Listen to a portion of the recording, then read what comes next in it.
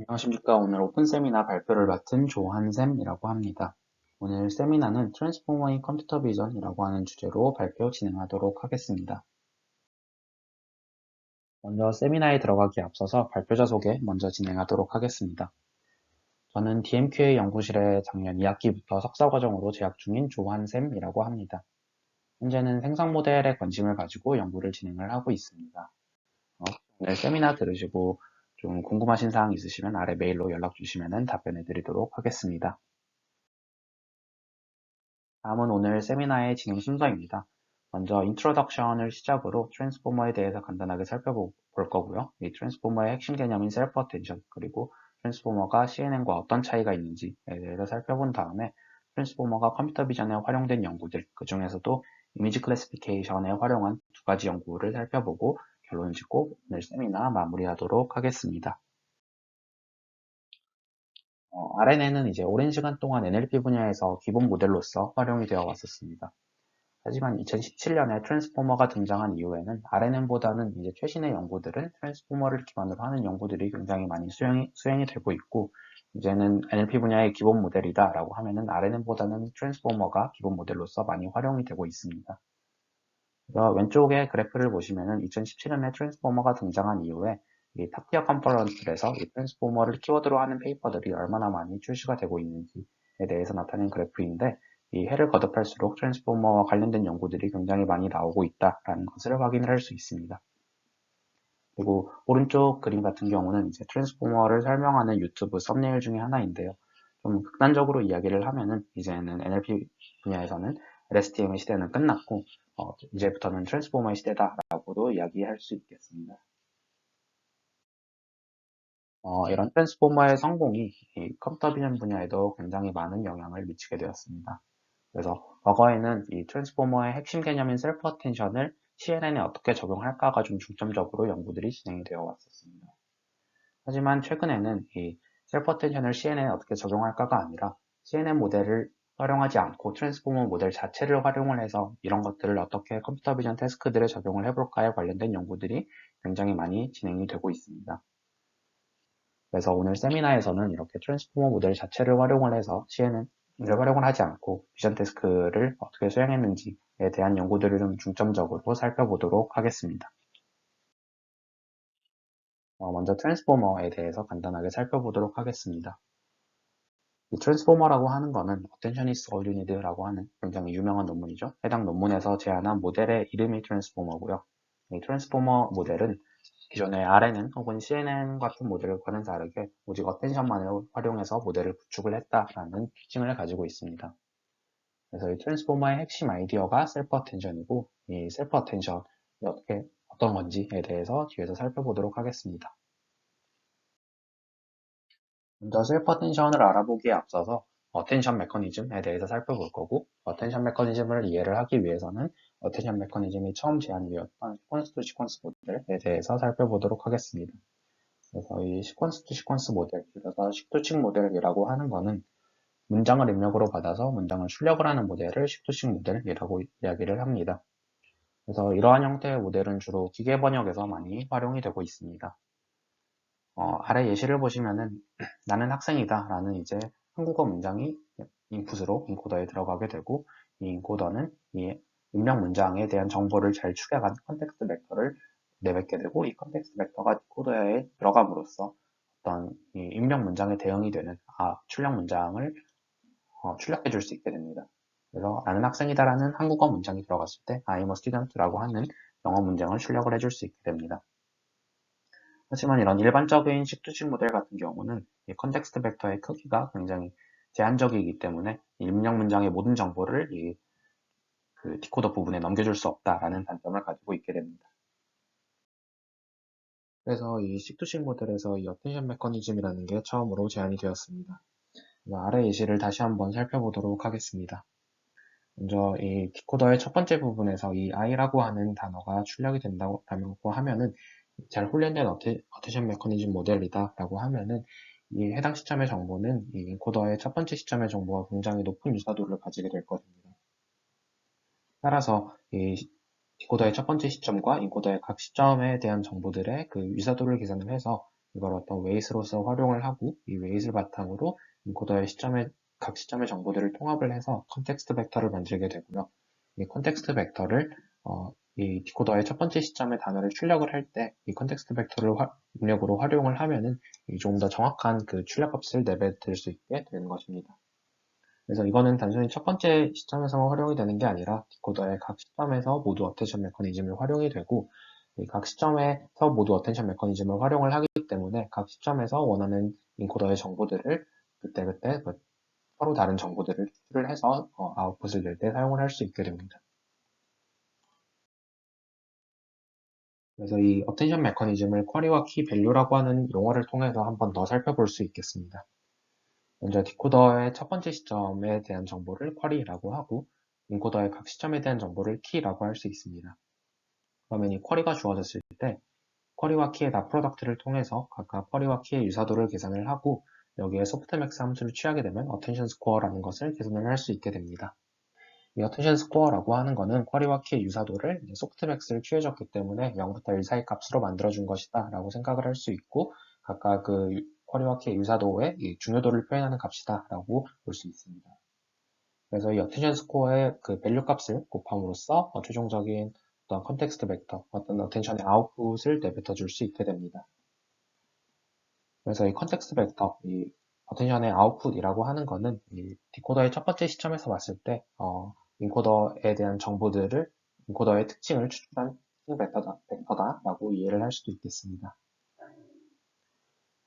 왼쪽에서 보시는 그림은 이제 하나의 시점에서에 대한 정보를 쭉 살펴봤다라고 한다면은 이거를 전체 시점에 대한 정보로 살펴봤을 때는 오른쪽 그림과 같이 표현을 할 수 있겠습니다.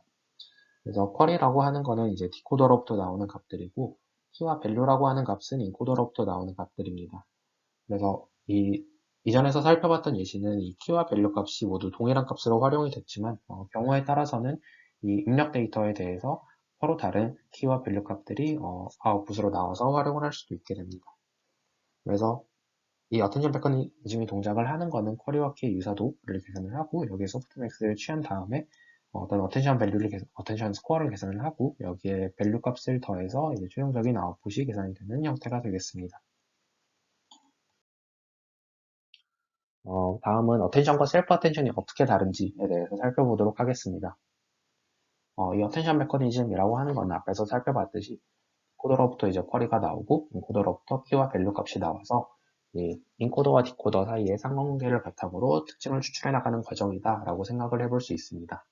반면에 셀프 어텐션 같은 경우는 입력 데이터가 있으면 이 입력 데이터로부터 쿼리, 키, 밸류라고 하는 값들이 모두 계산이 되게 되고 여기서부터는 이제 쿼리, 키, 밸류가 계산이 된 이후에는 어텐션 메커니즘하고 동일하게 수행이 됩니다. 따라서 이 셀프 어텐션이라고 하는 거는 데이터 내의 상관관계를 바탕으로 특징을 추출해 나가는 과정이다 라고 이해해 볼 수 있겠습니다. 그래서 이 셀프 어텐션이 어떻게 동작하는지에 대해서는 뒤에서 조금 더 살펴보도록 하겠습니다. 다음은 트랜스포머와 CNN에 대해서 비교를 해보도록 하겠습니다. 먼저 CNN, 아래에 보이는 CNN 예시부터 살펴보도록 하겠습니다. 먼저 5x5의 이미지가 주어졌다라고 가정을 하고 여기에 3x3의 컨볼루션 필터를 적용을 한다라고 생각해 보겠습니다. 이런 경우에 이제 좌상단에 위치한 픽셀과 우하단에 위치하는 픽셀 사이에 어떤 정보 교환이 일어나고 서로의 상관관계가 계산이 되기 위해서는 CNN 같은 경우는 컨볼루션 레이어를 2번 통과를 해야 멀리 떨어져 있는 두 픽셀 사이에 어떤 정보가 교환이 되고 어떤 상관관계가 계산이 된다라고 할 수 있습니다. 하지만 트랜스포머 같은 경우는 5x5의 이미지가 주어졌을 때 이걸 1차원의 벡터로 풀어내게 되고 그렇게 이 풀어진 벡터를 통해서 셀프 어텐션을 적용을 하면은 이 값으로부터 쿼리와 키, 밸류라고 하는 값을 계산을 하고 이 쿼리와 키의 유사도를 통해서 어떤 웨이 값을 결정을 하고 이 웨이 값을 이 밸류에 곱해줌으로써 최종적인 셀프 어텐션의 어떤 아웃풋이 계산이 되게 됩니다. 따라서 CNN 같은 경우는 멀리 떨어진 두 정보들을 통합을 할 때, 여러 개의 레이어를 거쳐야 된다는 특징이 있지만, 트랜스포머 같은 경우는 셀프 어텐션 레이어 하나만 거쳐도 멀리 떨어져 있는 정보들 사이에서 어떤 교환이 일어날 수 있다라고 하는 특징을 가지고 있습니다. 다음은 인덕티브 바이어스라고 하는 개념을 활용을 해서 트랜스포머랑 이제 CNN에 대해서 비교를 해보도록 하겠습니다. 대부분의 머신러닝 혹은 딥러닝 모델들은 새로운 데이터에 대해서 좋은 성능을 내는 것을 목적으로 하고 있습니다. 이렇게 새로운 데이터에 대해서 좋은 성능을 내기 위해서 모델에게 사전적으로 주어지는 가정 혹은 정보들을 인덕티브 바이어스라고 이야기를 합니다. 아래 몇 가지 예시들을 통해서 인덕티브 바이어스라고 하는 개념에 대해서 살펴보도록 하겠습니다. 먼저 SVM입니다. 서포트 벡터 머신이라고 하는 모델은 이 클래시파이어를 학습을 할 때 마진을 최대화하는 방향으로 학습을 진행을 해나가게 됩니다. 따라서 이 SVM의 기저에 깔려 있는 것은 이 마진이 큰 모델이 더 좋은 클래시파이어다라는 것이 기저에 깔려 있다라고 할 수 있습니다. 그래서 이 SVM의 인덕티브 바이어스는 마진을 최대화하는 것이다 라고 이야기할 수 있습니다. 다음은 CNN입니다. CNN은 주로 이제 이미지와 같은 데이터들을 다룰 때 활용을 하게 되고요. 이 이미지와 같은 데이터들을 활용을 할 때 이런 지역적인 정보들을 추출을 하는 것이 중요하다라는 것이 이제 CNN 모델 안에 들어가 있게 됩니다. 따라서 CNN 모델에서는 컨볼루션 필터라고 하는 그런 지역적인 정보를 추출할 수 있는 컨볼루션 필터를 활용을 해서 모델을 구축을 하게 됩니다. 다음은 RNN입니다. RNN 같은 경우는 주로 텍스트 데이터나 혹은 타임 시리즈 데이터에서 활용을 하게 되고요. 이 텍스트 데이터나 타임 시리즈 데이터에서는 그 데이터의 순차적인 정보가 중요하다라는 것이 이 RNN 모델을 설계를 할 때 그런 것에 반영이 되어 있습니다. 따라서 RNN은 데이터를 순차적으로 받아서 그걸 순차적으로 전파하는 형태로 이제 모델이 설계가 되어 있습니다. 이런 것들을 모델의 인덕티브 바이어스라고 이야기를 합니다. 그래서 이 인덕티브 바이어스에서 그 트랜스포머와 CNN을 비교를 하게 되면은 CNN 같은 경우는 2차원의 지역적인 특성을 계속 유지하면서 그 레이어를 통과를 하게 됩니다. 따라서 이 지역적인 정보가 중요하다라는 것이 CNN 자체, 모델 자체에는 들어가 있는 게 되겠고요. 반면에 트랜스포머 같은 경우는 이 데이터를 1차원으로 만든 다음에 셀프 어텐션을 통해서 레이어를 진행을 해 나가기 때문에 어떤 2차원의 그 지역적인 정보가 유지가 되지 않습니다. 따라서 트랜스포머는 CNN에 비해서 인덕티브 바이어스가 더 적은 모델이다 라고 할 수 있습니다. 반면에 이 트랜스포머 같은 경우는 CNN에 비해서는 좀 더 모델의 자유도가 높다. 그래서 데이터로부터 더 많은 것들을 조금 더 학습을 할 수 있다라고 하는 그러한 특징을 가지고 있습니다. 트랜스포머 자체에 대해서 조금 더 궁금하신 분들은 저희 연구실에 이영재 연구원님께서 진행하셨던 트랜스포머 세미나가 있으니 해당 세미나 참고해 주시면 감사하겠습니다.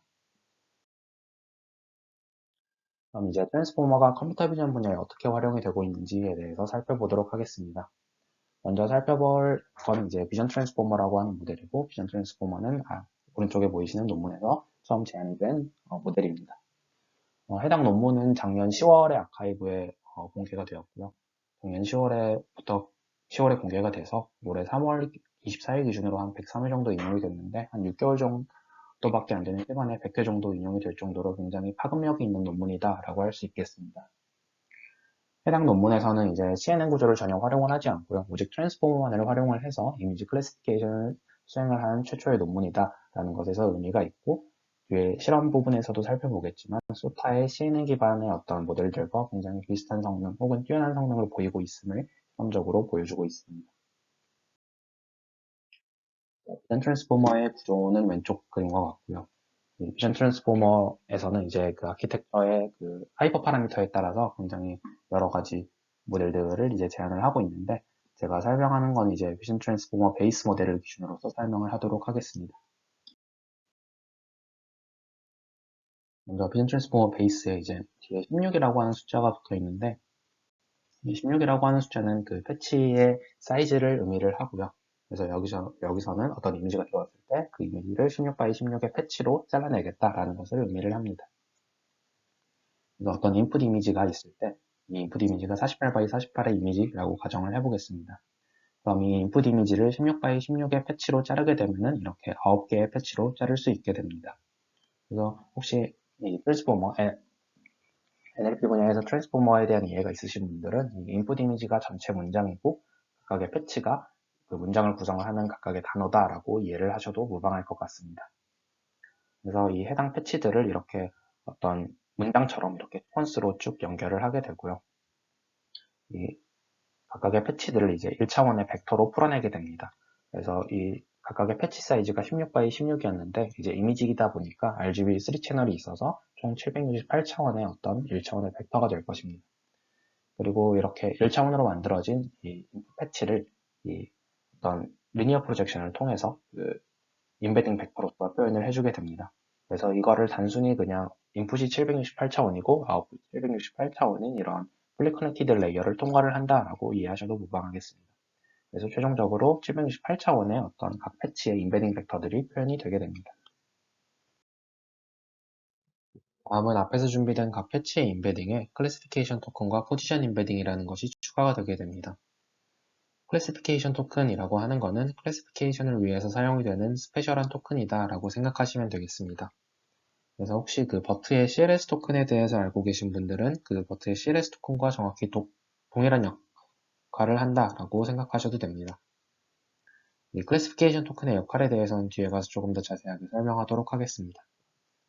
다음은 포지션 임베딩입니다. 포지션 임베딩은 이제 패치의 위치 정보를 가지고 있는 임베딩이다 라고 생각하시면 되겠습니다.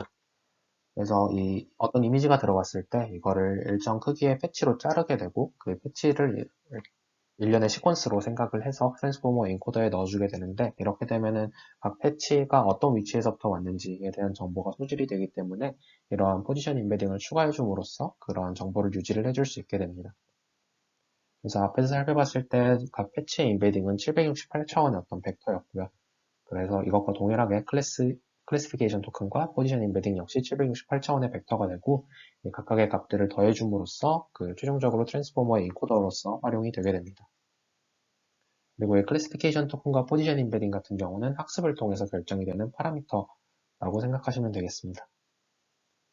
그리고 이 트랜스포머 인코더로 사용되는 Z라고 하는 값을 이제 Z0,0이라고 표시를 해놨는데 이 첫 번째 숫자 같은 경우는 레이어를 의미를 하고 두 번째 숫자 같은 경우는 시퀀스를 의미를 하기 때문에 해당 숫자들도 좀 참고해서 보시면 이해하시는 데 도움이 될 것 같습니다.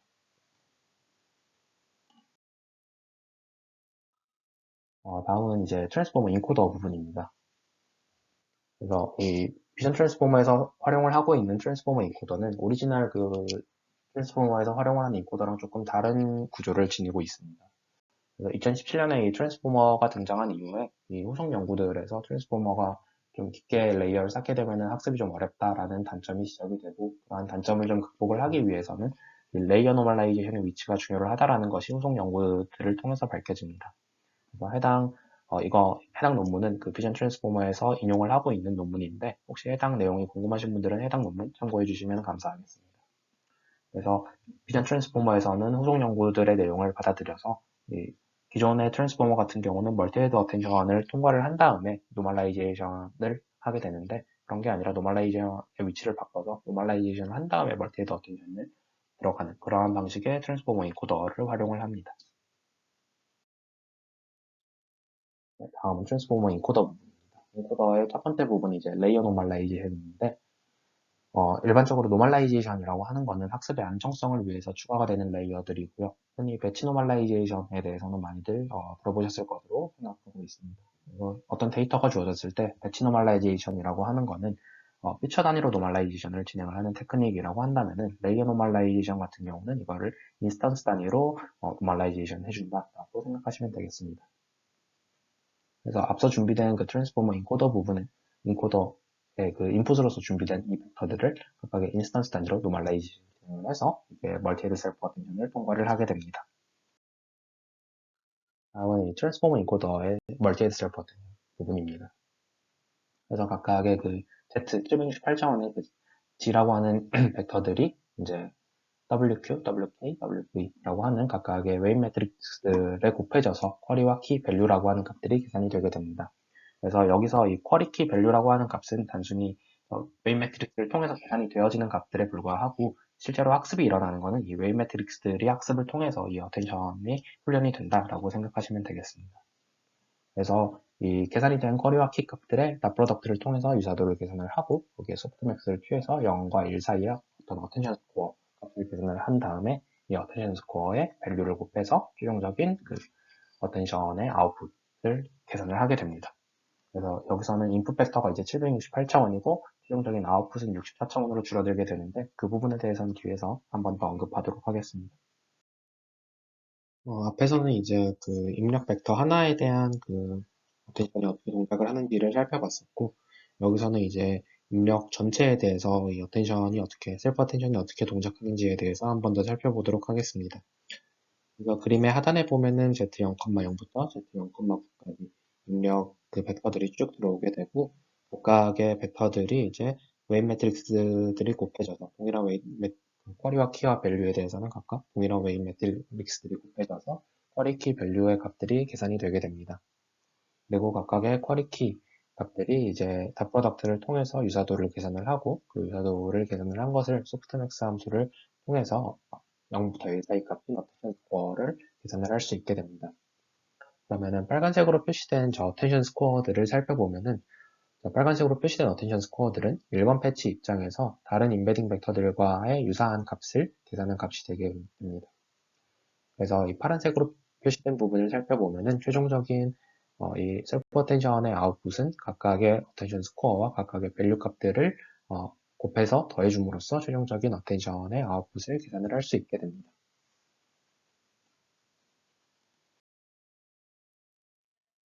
이 셀프 어텐션 같은 경우는 이제 위에서 살펴봤던 셀프 어텐션은 셀프 어텐션을 한 번 수행한 것에 대한 결과인데요. 멀티헤드 셀프 어텐션이라고 하는 것은 이 셀프 어텐션을 여러 번 수행하겠다라는 것을 의미를 합니다. 그래서 이 비전 트랜스포머 베이스 모델 같은 경우는 이 셀프 어텐션을 12번 수행을 하게 되고요. 그래서 앞에서 살펴봤을 때 이 인풋 벡터의 차원수가 768차원이었는데 이 셀프 어텐션을 통과하게 되면은 64차원으로 줄어든다라고 말씀을 드렸었습니다.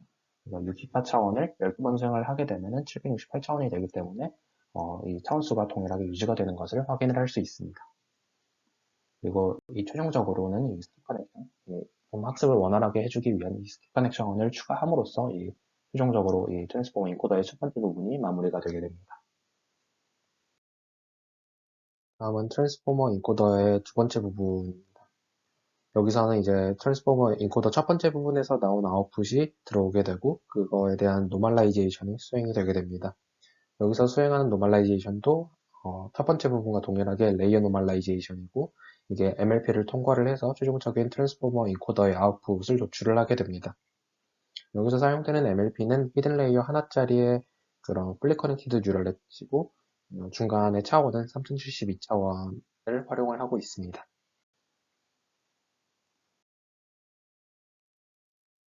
다음은 이제 이 비전 트랜스포머의 아웃풋 부분입니다. 이 비전 트랜스포머 베이스 모델 같은 경우는 이 트랜스포머 인코더 레이어를 12층을 쌓게 되고요. 이 12층을 쌓아서 최종적인 아웃풋을 계산을 해내게 됩니다. 그러면 이렇게 아웃풋을 계산을 했을 때, 이 각각의 패치에 대한 임베딩들이 계산이 되게 됩니다. 근데 어떤 이미지에 대한 태스크를 수행을 할 때 각각의 패치에 대한 임베딩이 아니라 이미지 전체에 대한 임베딩이 필요로 해지게 됩니다. 그래서 이런 경우에는 이제 뭐 각각의 패치에 대한 임베딩을 평균을 낸다든가 하는 방식으로 이미지 전체에 대한 임베딩을 표현을 할 수 있게 됩니다. 그래서 그러한 이미지 전체에 대한 임베딩을 표현하기 위한 테크닉 중에 하나로서 이 인풋 단에서부터 어떤 클래시피케이션 토큰이라는 것을 도입을 해서 이 클래시피케이션 토큰의 최종적인 임베딩이 이미지 전체의 임베딩이다라는 것을 가정을 하고 시작을 하기도 합니다. 그래서 이러한 방식은 버트에서 처음 제안이 되었었고요. 그래서 이러한 부분을 활용을 해서 비전 트랜스포머에서도 이 클래시피케이션 토큰을 도입을 한 다음에 클래시피케이션 토큰의 최종적인 아웃풋이 이미지 전체의 어떤 임베딩 벡터다라는 것을 가정을 하고 모델을 설계를 합니다. 최종적으로는 이 클래시피케이션 토큰의 임베딩만을 활용을 해서 그거를 노멀라이즈 한 다음에 NLP를 통과를 해서 최종적인 클래시피케이션을 수행을 하게 됩니다. 그래서 만약에 어떤 이미지넷 데이터다라고 하면은 이미지넷 데이터는 클래스가 1000개이기 때문에 1000차원의 어떤 아웃 벡터를 뱉어주게 될 것입니다. 그리고 프리트레이닝을 할 때는 이 NLP가 어떤 히든 레이어 하나의 플랫 커넥티드 뉴럴넷이라고 한다면은 파인 튜닝을 할 때는 이게 단순히 리니어 클래스파이어로 변형이 되게 됩니다. 지금까지는 비전 트랜스포머 모델이 어떻게 동작하는지에 대해서 살펴보았고, 지금부터는 비전 트랜스포머 모델을 활용을 한 실험에 대한 결과들을 살펴보도록 하겠습니다. 먼저 트랜스퍼 러닝에 대한 성능 비교입니다. 먼저 실험 결과를 보기에 앞서서 비전 트랜스포머에서 한 가지 사용을 하는 테크닉이 하나가 존재합니다. 그래서 프리트레이닝 이미지에 대한 레졸루션, 이미지 사이즈를 줄이고 파인 튜닝을 할 때 이미지의 레졸루션을 올려주면은 모델의 성능이 더 올라가더라라고 하는 과거의 연구 결과가 있습니다. 그래서 해당 내용이 궁금하신 분들은 아래 논문 참조해 주시면 감사하겠습니다. 비전 트랜스포머에서는 해당 연구 결과를 받아들여서 프리트레이닝 할 때 이미지 레졸루션을 낮추고 파인 튜닝을 할 때 이미지 레졸루션을 올리는 테크닉을 활용을 합니다. 그래서 이 비전 트랜스포머에서 비교를 하고 있는 거는 빅 트랜스퍼라고 하는 방법론이고, 이 빅 트랜스퍼 방법론은 CNN 기반의 모델이고, 현재 트랜스퍼 러닝 계열의 이제 모델 중에서 성능이 가장 좋은 것으로 알려져 있습니다. 왼쪽에 보이시는 표에서 이 위쪽에 보이시는 것들이 프리트레이닝 데이터셋, 위에 보이는 게, 그리고 아래 가로 안에 들어가 있는 게 그 프리트레이닝 모델이 되겠고요. 이 왼쪽에 보이시는 게 이게 파인튜닝 데이터셋이고, 그 아래 보이는 게 TPU 코어 데이라고 하는 거는 해당 모델을 학습을 시키기, 하루 안에 학습시키기 위해서 얼마나 많은 TPU 코어가 필요한가에 대한 값이고, 쉽게 생각하면 해당 모델을 학습하기 위해 투입이 되는 자원의 양이다라고 생각하시면 되겠습니다.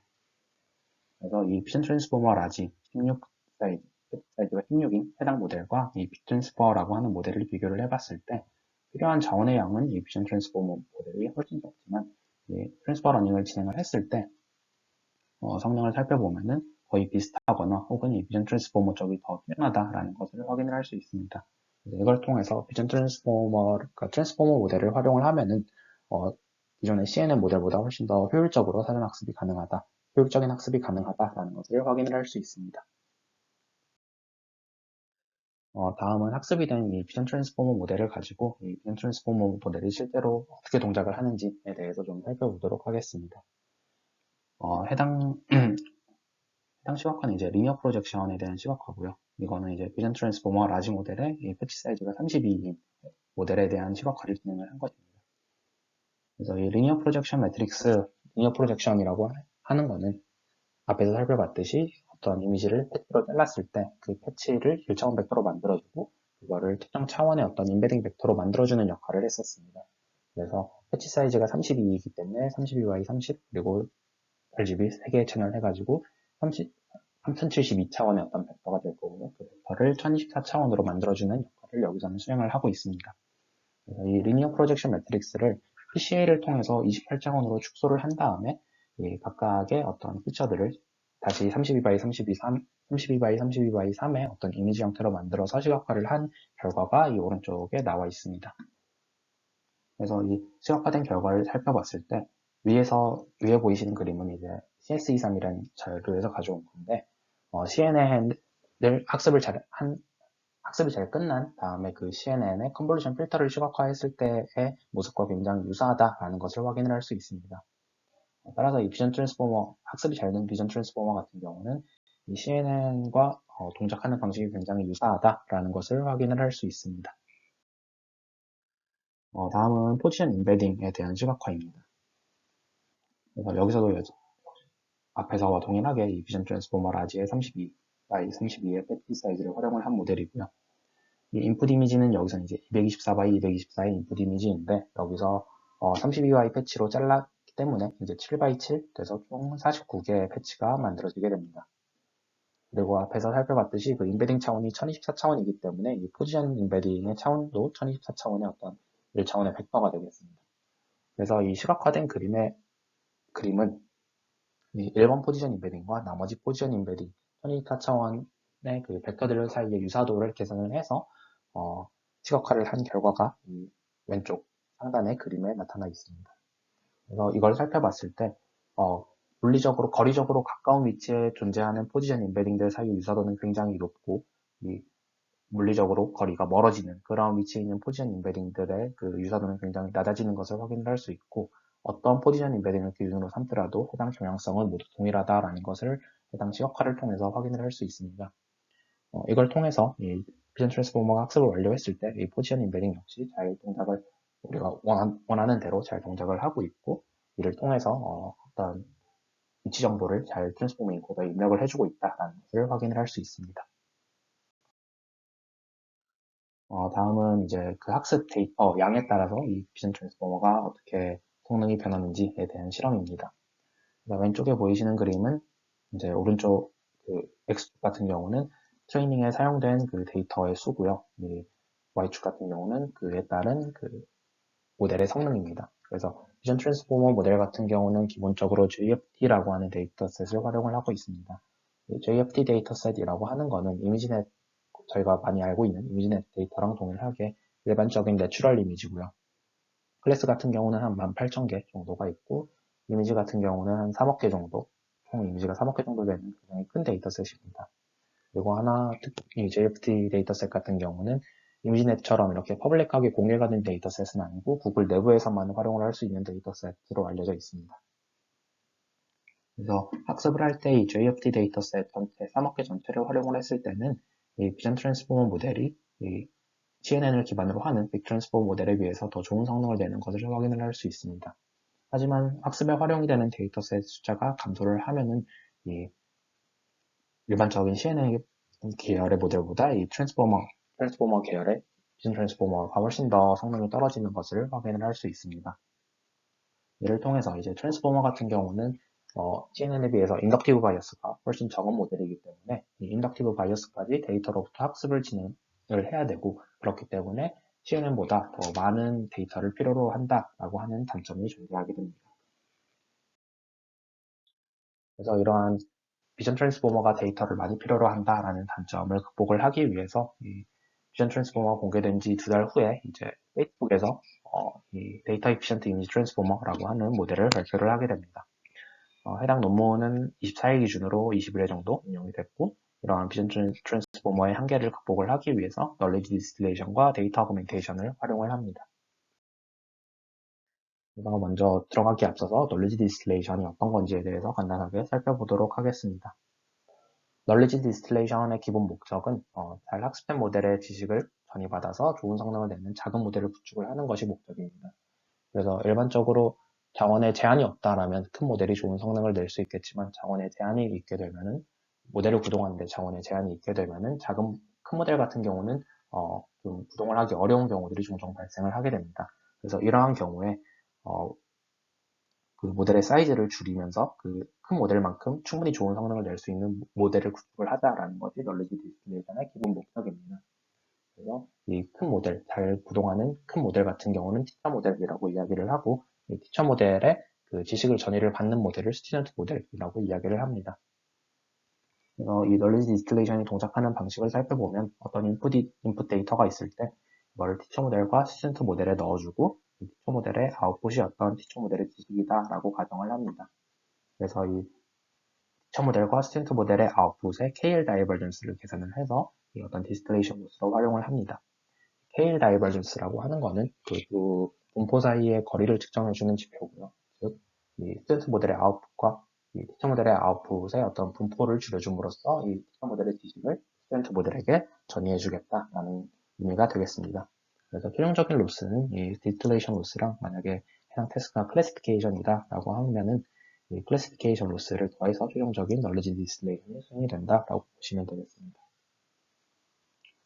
널리지 디스틸레이션에 대해서도 저희 연구실에서 황하원 연구원님이 발표했던 자료가 있기 때문에 해당 내용 참조해 주시면 감사하겠습니다.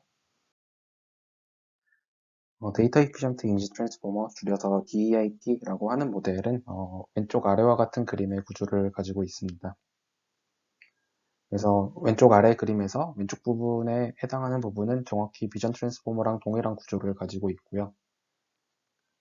오른쪽에 해당하는 부분에 이제 디스틸레이션 토큰이라는 것이 추가가 되게 됩니다. 그래서 이 디스틸레이션 토큰이라고 하는 거는 널리지 디스틸레이션을 위해서 도입이 된 스페셜 토큰이다 라고 생각하시면 되겠습니다. 그래서 이거는 이제 클래시피케이션 토큰하고 동일하게 학습을 통해서 값이 결정이 되게 됩니다.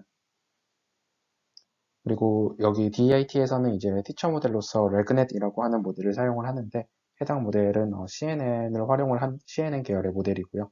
이러한 CNN 계열의 모델을 티처 모델로서 활용을 했을 때 그런 CNN의 인덕티브 바이어스를 이 스튜던트 모델인 DIT 모델에 넣어줄 수 있기 때문에 티처 모델로서 CNN을 활용을 하는 것이 좀 더 유리하다라고 이야기를 하고 있습니다. 다음 오른쪽의 표는 이제 비전 트랜스포머와 DEIT 모델의 하이퍼 파라미터 세팅에 대한 표입니다. 그래서 해당 표에서 가장 큰 차이점을 보이는 것은 비전 트랜스포머 모델 같은 경우는 데이터 어그멘테이션을 적극적으로 활용을 하고 있지 않지만 DIT 모델 같은 경우는 데이터 어그멘테이션을 적극적으로 활용을 하고 있는 것을 확인을 할 수 있습니다. 다음은 DIT에서 진행했던 실험에 대해서 살펴보도록 하겠습니다. 먼저 오른쪽 그래프 먼저 살펴보도록 하겠습니다. 그래프의 X축은 이미지 스루풋이라고 해서 해당 모델이 초당 이미지를 몇 장을 처리할 수 있는가에 대한 지표입니다. 그래서 이제 이미지 스루풋이 커진다라고 하는 것은 그만큼 모델에 더 많은 이미지를 초당 처리할 수 있다는 것 의미고, 그렇기 때문에 더 작은 모델이라는 것을 의미를 하고, 이미지 스루풋이 작아지면 작아질수록 더 큰 모델이다라는 것을 의미합니다.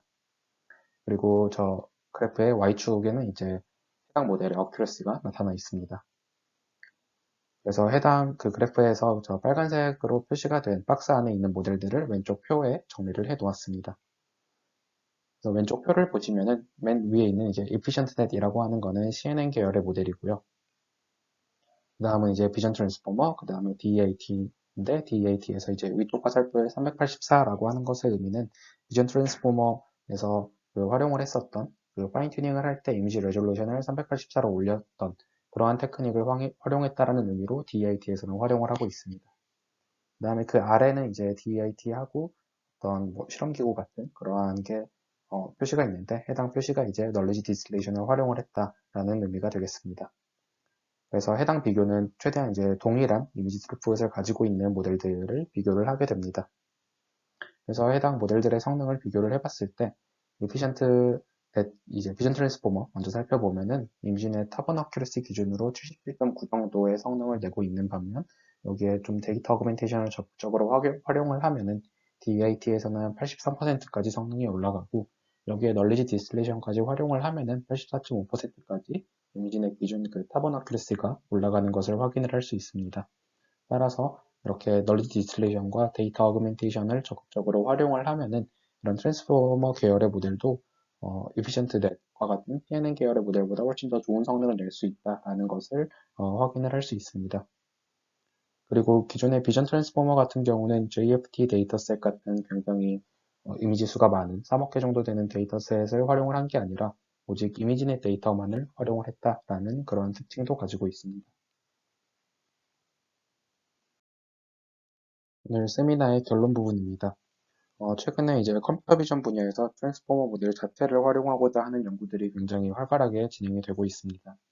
그래서 아래에 보이는 서베이 페이퍼는 이런 CNN을 활용을 하지 않고 트랜스포머를 활용을 해서 이 비전 분야의 그 태스크들을 풀어내고자 하는 연구들을 잘 정리해 놓은 서베이 페이퍼입니다.